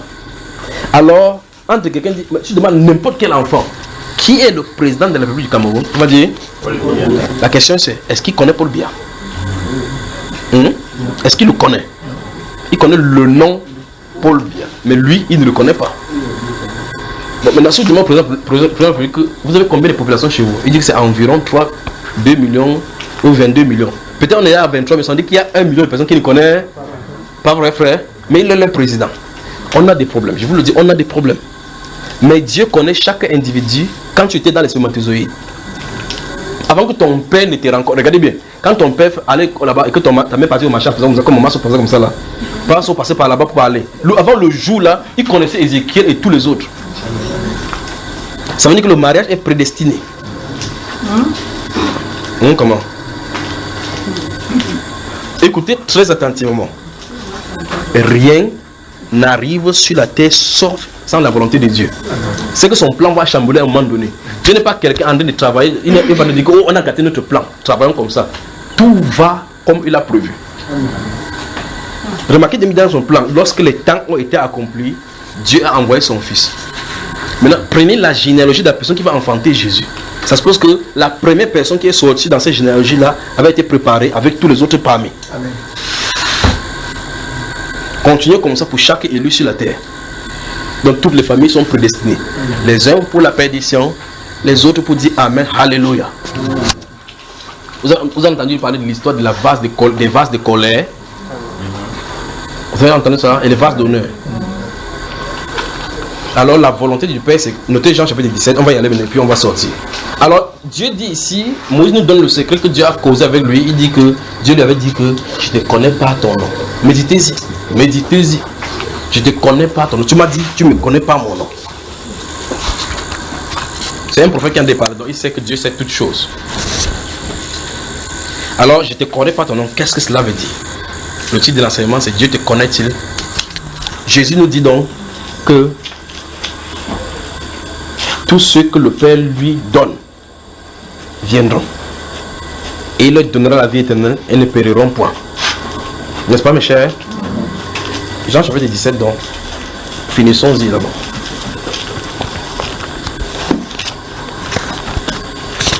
Le vrai problème avec cette histoire, c'est que vous vivez dans le plan de Dieu sans vous en rendre compte que vous en allez vivre. C'est ça le problème. Parce que la Bible qui est devant nous maintenant, c'est un support des gens qui ont vécu. Prenez par exemple Einstein. Vous prenez Einstein, vous allez dire, mais le type a découvert la formule comme ça. Il n'avait-il pas une vie privée? Il a une vie privée. Quand vous voyez Abraham, vous dites, on lit l'histoire d'Abraham aussi. Vous pensez qu'il n'avait pas de déboires? Il avait des déboires. Vous parlez de l'apôtre Paul. Vous avez noté Actes chapitre 15, n'est-ce pas? Attendez, deuxième partie. J'ai dit quel livre là maintenant? Jean chapitre 17, avant s'il n'a pas regardé.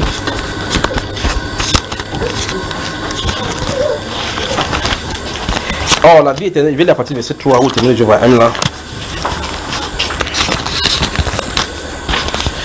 Verset 3. Or, la vie éternelle, c'est qu'ils te connaissent. Toi, le seul vrai Dieu. Vous voyez quel terme je vais lire ici. C'est pourquoi ils ont étudié sur les Écritures et tous les autres tomes. Quand ils lisent ça, C'est ça, c'est terrible. Quand ils lisent ceci, ils ont comme impression qu'en faisant les études dans la parole, tu vas connaître Dieu. Et au finish, par la connaissance, tu as la vie éternelle. C'est pour ça qu'ils ont le livre La connaissance qui mène à la vie éternelle. La connaissance ne viendra jamais à la vie éternelle. Tu as d'abord la vie éternelle, puis les révélations te font grandir. Amen. La vie éternelle commence d'abord. Parce que si tu nais de nouveau, les choses là tu ne peux pas comprendre. Mais eux ils essaient de comprendre pour naître de nouveau plus tard. C'est pour ça qu'ils comprennent. Voici le verset phare. Or, nous sommes au chapitre 17. Le chapitre 14, Jésus dit, je suis la vie éternelle. Donc la vie éternelle n'est plus un apprentissage, c'est une personne. Et cette personne l'a dit au chapitre 6 que je leur donne la vie éternelle. Donc la vie éternelle se donne. Ici il dit que non. La connaissance qui mène à la vie éternelle, on fait des études avec eux. C'est un prédicateur ici non baptisé. C'est-à-dire qu'on fait marche avec eux, il prêche sans baptiser, il n'est pas encore baptisé. Pour qu'un jour il croit dans une assemblée solennelle des témoins, le jour dans sa région, il est baptisé là-bas officiellement pour entrer dans le ministère. Tu parles. Le verset 3 dit, oh la vie éternelle c'est qu'ils te connaissent toi, le seul vrai Dieu, et celui que tu as envoyé, Jésus-Christ. C'est ce que le Seigneur dit. Mais ils ne comprennent pas, ils croient que c'est vraiment qu'il faut qu'on apprenne à connaître Dieu, comme ça on aura la vie éternelle. Regardez le verset 4 du jurement. J'étais glorifié sur la terre. J'ai achevé l'œuvre que tu m'as... Vous vous souvenez du chapitre 6, non? Vous vous souvenez du chapitre 6, verset 39, 36, 38 et 39, où il a dit le pourquoi il est sur la terre et la volonté qu'il est censé faire. Il dit ici, dans ses prières, ici qu'il en a donné pour ses disciples, il dit qu'il a achevé l'œuvre que Dieu lui avait donné de faire. Donc finalement, il a fait quoi, frère? Il a fait quoi? Il les a rassemblés. Il les a rassemblés. Parce qu'au chapitre 10, vous lisez bien le chapitre 10, il a bien signifié qu'il y a d'autres brebis qui ne sont pas de cette brebis, de cette bergerie. Celles-là, il faut qu'il les amène. Il y aura, a-t-il prophétisé, il y aura un seul troupeau et aussi un seul berger. Donc si vous êtes de ses fils, vous n'irez jamais hors de l'enclos. Jamais. Quand il vous a appelé. Regardez, verset 5. Et maintenant, toi, Père, glorifie-moi auprès de toi-même de la gloire que j'avais auprès de toi avant que le monde fût. Vous voyez la complicité qu'ils ont eu, non? Ce sont les coups qu'ils ont montés contre nous. Ok. Maintenant, verset 6. Maintenant, écoutez encore ça. Vous vous souvenez de l'histoire de Moïse avec son nom? Vous vous souvenez de l'histoire de Moïse avec son nom, frère? Amen. Maintenant, écoutez ça. J'ai fait connaître ton nom à tout le monde entier et au peuple juif. Amen. Pardon? Pardon, frère? Donc il a fait connaître le nom de Dieu à tout le monde. À qui? Qui a donné ces hommes à Jésus? À quel moment? Écoutez bien ce qu'il dit lorsqu'il prêchait sur la terre.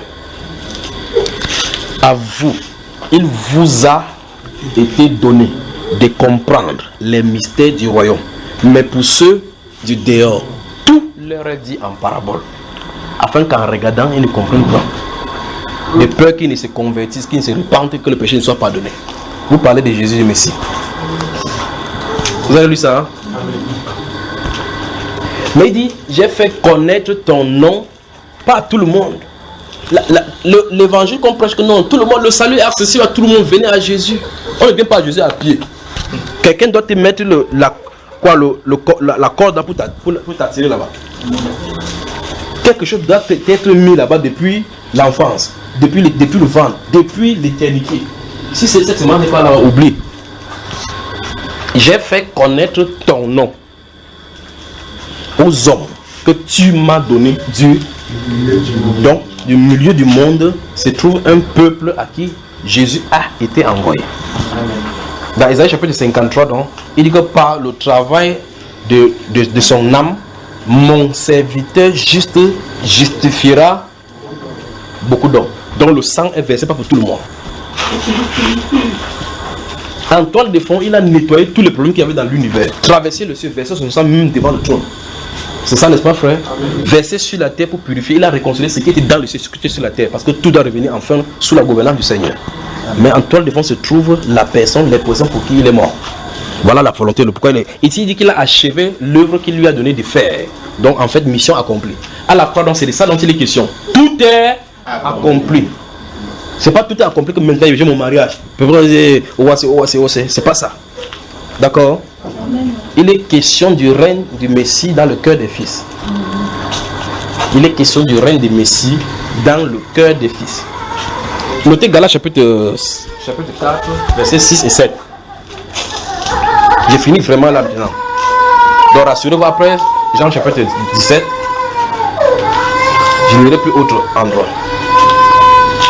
Samedi, plaise au Seigneur, 16h, je suis là pour qu'on continue ces choses et bien d'autres.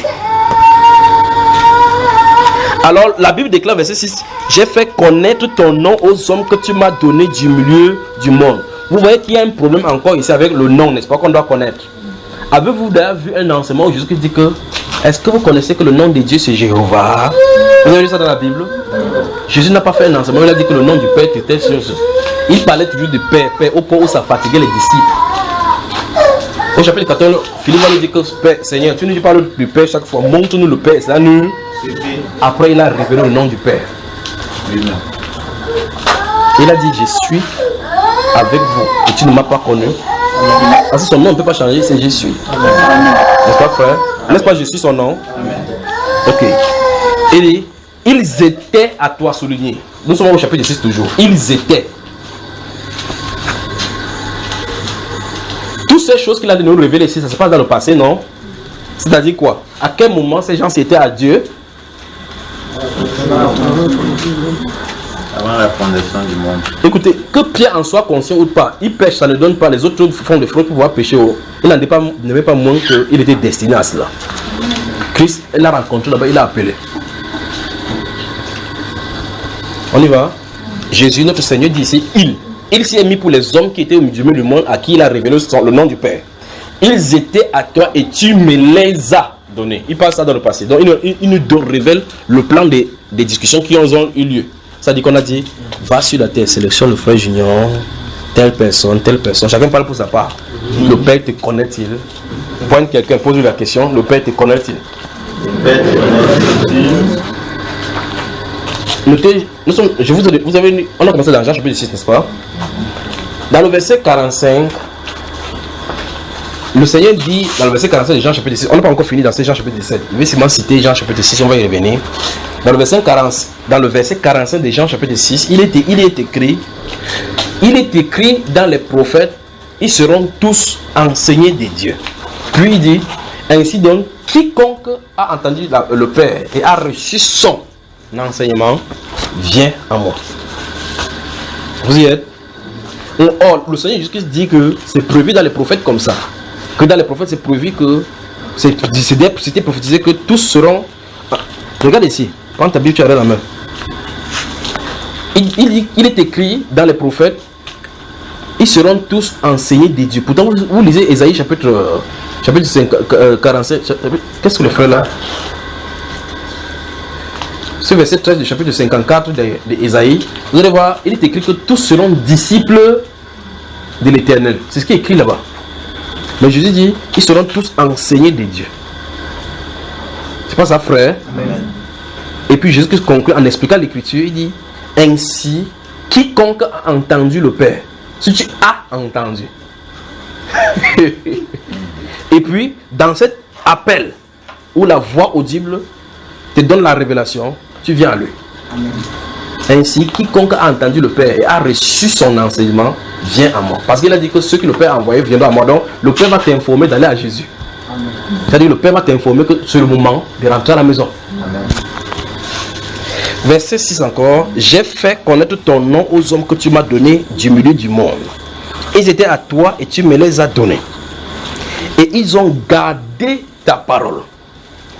Maintenant, ils ont connu que tout ce que tu m'as donné vient de toi. Et je veux vous dire, frère, Dieu connaît tout ce qui lui appartient. Tout. Amen. Tout. Regardez un exemple. Je vais vous donner un exemple de la Bible. Je crois que c'est mieux qu'il lise ici et faire le commentaire par la suite. Verset 7 encore. Maintenant, ils ont connu ceux pour qui il est venu, n'est-ce pas? Maintenant, ils ont connu que tout ce que tu m'as donné vient de toi. Car je leur ai donné les paroles. Donné les paroles que tu m'as données. Et ils les ont reçues. Et ils ont vraiment connu. Frère, il faut qu'on fasse l'étude du livre des gens. Et ils les ont reçus et qu'ils ont vraiment connu Regardez bien les mots qui sont utilisés aussi. Pas vraiment compris, vraiment connu. Que je suis sorti de toi. Voilà encore des grands mots de la Bible. Sorti de toi.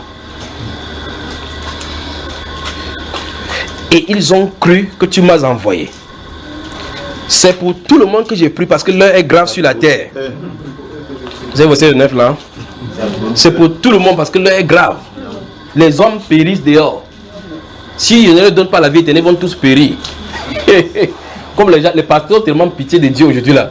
Il dit que frère, les âmes périssent. Chaque jour, Dieu pleure. J'ai vu Jésus sur le trône, il pleurait comme ça. Que les larmes coulaient de ses yeux, que les gens ne comprennent pas sur la terre qu'il a donné sa vie pour eux. Comment ils vont venir? Parce qu'il a dit, Jésus a dit que nul ne peut venir au Père à lui si le Père ne les attire. On a des visions ici dehors. J'arrive encore avec les visions. Les visions bibliquement anti-bibliques. J'arrive avec cet enseignement. Les visions bibliquement anti-bibliques. On va en parler. Parce qu'on peut façonner. J'ai vu Jésus. Il était assis sur un trône blanc. Il y avait le lieu autour de lui. Ça, c'est bibliquement. Mais il pleure parce que les gens vont en enfer. Les gens ne comprennent pas. Ça, c'est anti-biblique. Donc, les visions bibliquement anti-bibliques. J'arrive. Jésus pleure parce qu'il a donné sa vie. Les gens vont toujours en enfer. C'est que c'est le plus grand échoueur qui puisse arriver sur la terre. Pourtant, lui, il a dit qu'il a accompli la volonté de Dieu. Il a achevé la course. Il a achevé l'œuvre que Dieu lui a donné de faire. C'est-à-dire quoi? Il a dit la volonté de mon Père, c'est que je ne perde rien de ce qu'il m'a donné. Parce que ça veut dire qu'en toile de fond se trouve, le Père va demander à Jésus où sont ceux qui t'avaient donné? Voici la liste qu'il t'a donnée. Appelle-les tous, ils sont là. Il va dire frère, ils sont tous là. Amen. Ils sont tous là parce qu'il a fait sa volonté. Donc tu m'as fait la volonté. Dans Hébreu chapitre 10, donc, il dit je viens pour faire ta volonté. Donc le corps qui a été créé pour être sacrifié, c'est le corps qui a été choisi par Dieu pour faire venir tous ceux qui viendront. Amen. C'est pour ça que c'est l'expression de la volonté de Dieu. Tu n'as voulu ni sacrifice, tu n'as pas agréé des holocaustes, mais tu m'as formé un corps. C'est pourquoi il dit dans le rouleau des livres, il est question de moi. Donc vous lisez le livre là, c'est de moi dont il est question totalement. Il va faire l'expression de la volonté du Père. Et la volonté du Père, c'est quoi? C'est que tous ceux qui sont sortis de lui. Attends, je vais d'abord garder ce dossier pour vous parler. Montrer n'importe quoi que vous pouvez présenter. Présenter n'importe quoi. Je vais vous montrer quelque chose là maintenant. N'importe quoi que vous avez sur vous. Voilà. Celui-ci montre le papier, l'autre ici du stylo, l'autre là du stylo, l'autre montre. Ce que vous voyez là, ça sort de quelque part. Ça a pris source quelque part, n'est-ce pas? À partir de quelque chose, on l'a dupliqué ou bien fabriqué.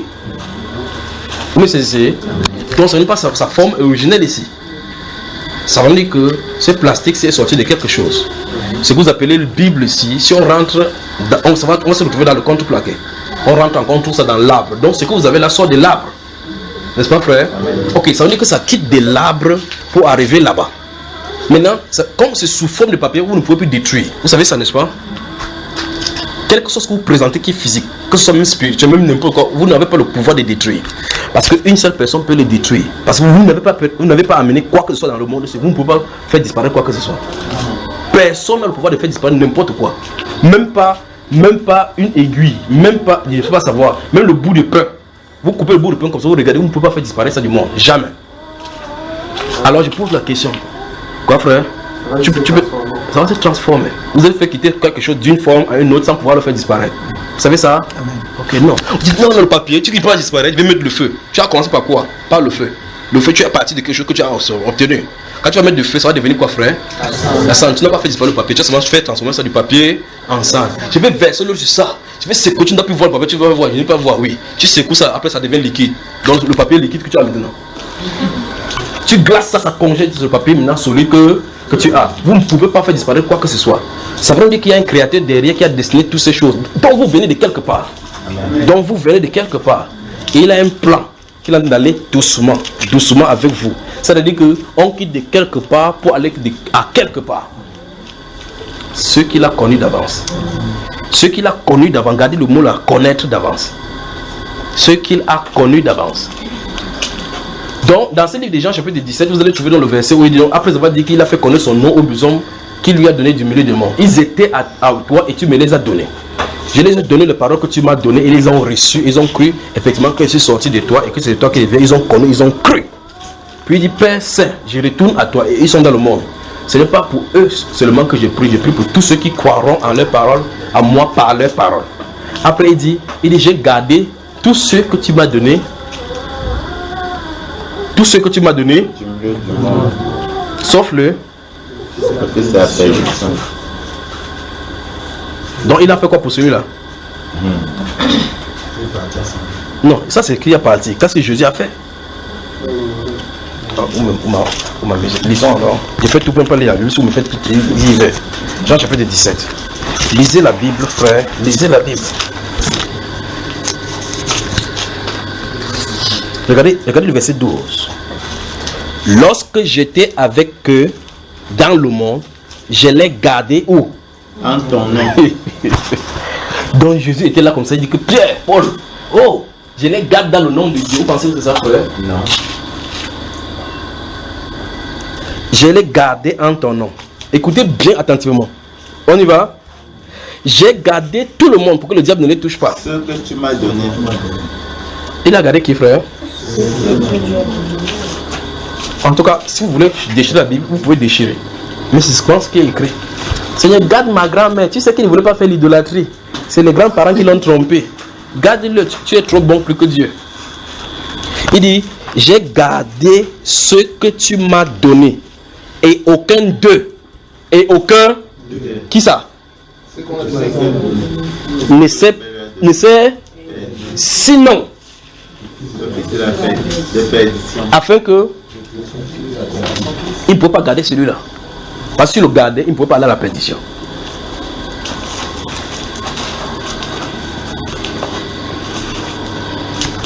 Alors le Seigneur, enfin, quand l'apôtre Pierre prêche la première prédication de l'église, et on lui pose la question, qu'est-ce qu'il faut faire? Il dit, repentez-vous et que chacun de vous soit baptisé au nom du Seigneur Jésus-Christ pour le pardon de vos péchés, et vous recevez le don du Saint-Esprit. Il dit, la promesse est pour vous, pour vos enfants, et pour tous ceux qui sont au loin, en aussi grand nombre que le Seigneur notre Dieu les appellera. Donc Dieu doit devoir appeler. S'il n'appelle pas tout ce que tu fais là, c'est le folklore. La deuxième partie, nous allons continuer. Mais c'est la vérité. C'est la vérité. À la scène, quand le Seigneur a levé la coupe, il a dit que cette coupe est la coupe de la nouvelle alliance de mon sang qui est versée pour plusieurs. Mieux encore pour beaucoup. Quand on dit pour beaucoup, c'est pas pour tout le monde. Beaucoup ne veut pas dire tout le monde. Pour plusieurs, le sang là n'est pas versé pour tout le monde. Posez la question, mon frère. Je veux bien comprendre. Oui. La Bible dit que les noms sont écrits dans le livre ici. Oui. Maintenant, quand on chasse les écrits, ce sont les écrits. Oui. Et puis nos noms se trouvent à l'intérieur. Oui. Est-ce qu'on peut retrouver son nom dans la Bible? Si oui, de quelle façon? De toute façon, moi, je suis dedans. Le livre dont on parle, il y a les noms de... Est-ce que tu sais même que si c'est ton nom qu'on t'appelle Hervé ici qui est même là-bas en haut? Vous savez ça, frère? Il y a des gens qui leurs noms sont sur la terre, donnés par Dieu, et que ça n'a pas changé. Voilà pourquoi Dieu a dû changer les noms des gens sur la terre. D'autres vont recevoir un autre nom. D'autres, leurs noms qui sont écrits dans le livre divin n'a rien à voir avec le nom qu'ils ont sur la terre. D'autres, divinement avertis à ses parents, écrivent le nom qui est dans le livre. Quand Paul est allé voir le nom, il a vu le nom de Clément là-bas. Que Clément, ton nom est là-bas. Travaillez. Je vous aime. Le Père vous connaît-il? Les bénédictions obtenues ne sont pas des signes de l'approbation du Père. Parce qu'un père qui a son argent peut sortir pour voir son enfant avec les enfants des autres. Il donne pour les enfants là, il donne pour son père. Bonsoir.